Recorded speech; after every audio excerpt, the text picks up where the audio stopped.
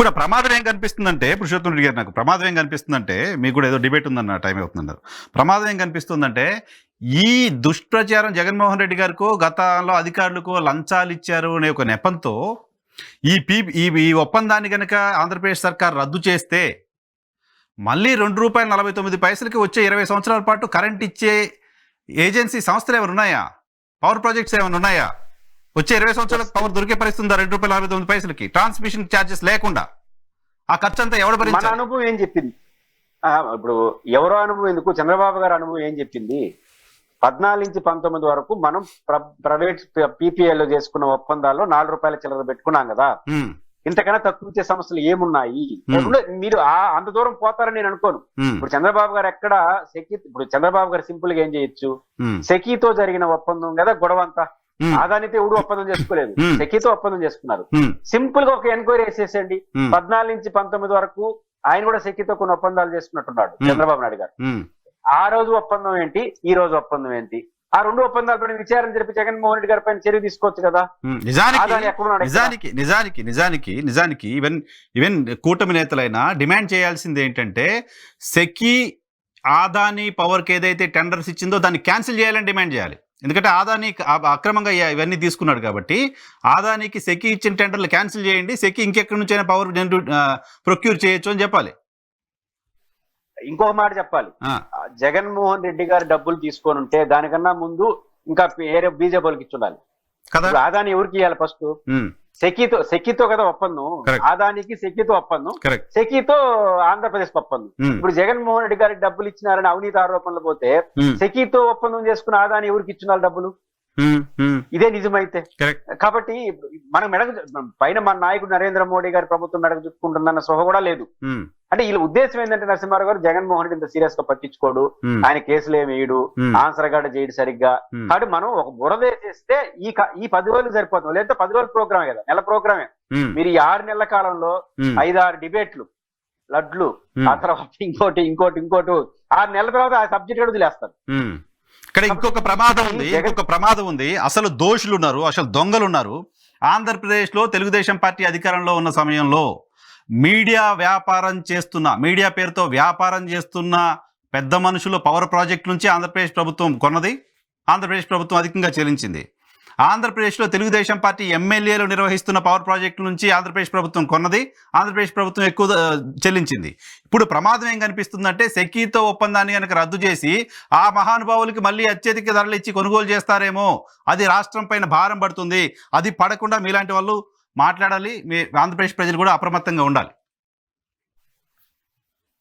నేను అంటే అది ఆ ప్రమాదం ఉంది రాష్ట్రానికి. కాకపోతే నేను అనుకుంటుంది అంత పవర్ఫుల్ వ్యక్తులు కన్నా వీళ్ళు పెద్ద సెకీతో ఒకసారి ఒప్పందం చేసుకుని రద్దుకు పోతే దానికి కారణాలు చూపాలి కదా. ఎందుకంటే ఇప్పుడు సెకీతో ఒప్పందం చేసుకున్న విత్డ్రా కావాలంటే దాంట్లో ఇల్లీగాలిటీ చూపించాలి. అన్నిటికన్నా మించి దానికన్నా బెటర్ గా ఉండే పోతామని నువ్వే చెప్పాలి. రెండోది ప్రైవేట్ కంపెనీలు లేవు కూడా ఇంకా రాబోయే కాలంలో సెకీతో వెళ్ళిపోతాయి. సింగిల్ పాయింట్ తో. రెండోది ఇంకో రాబోయే కాలం ఏమవుతుందంటే, సెకీతో కానీ వెనక్కి ఇప్పుడు ఆల్రెడీ ల్యాండ్ టైటిల్ యాక్ట్ రద్దు చేసుకునే పేరుతో ఒక సమ్ పర్సెంటేజ్ ఆఫ్ లోన్లు అవకాశాన్ని కోల్పోయినారు. అదేవిధంగా ఇప్పుడు సెకీతో ఒప్పందం కానీ వెనక్కి తగ్గిన ఇంకొంత సమ్ పర్సెంట్ ఆఫ్ లోన్లు కెపాసిటీ కోల్పోతారు.